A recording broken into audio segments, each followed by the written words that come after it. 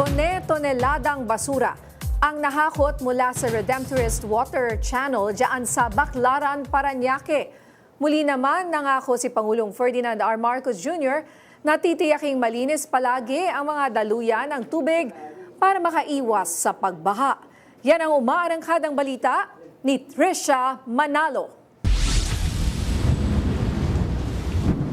Nitong nakaraang weekend, nalubog sa baha ang Metro Manila. Ang iniwan nito, toneladang basura na tila inilatag sa mga daluyan ng tubig. Literally, dagat eh.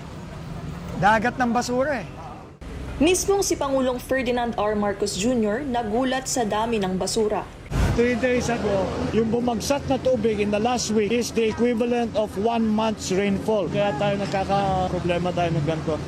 Sa paghahakot ng Metropolitan Manila Development Authority, umabot sa 203 metric tons na mga basura at debris ang nahakot sa Baclaran Redemptorist Water Channel sa Parañaque City matapos ang ilang araw ng malalakas na pag-ulan dahil sa habagat. Ayon sa Parañaque City Government, katumbas ito ng higit 200 truckloads ng basura na nilinis simula Lunes, kasama ang MMDA at Department of Public Works and Highways. Ayon naman sa City Environment Office, naipon ang mga basura mula sa mga kalapit na lugar. Itinulak ng high tide mula sa Manila Bay ang mga ito papasok sa water channel. Nangako naman ang Pangulo na aayusin ang lahat ng daluyan ng tubig para matiyak na wala ng baha ng dahil sa basura.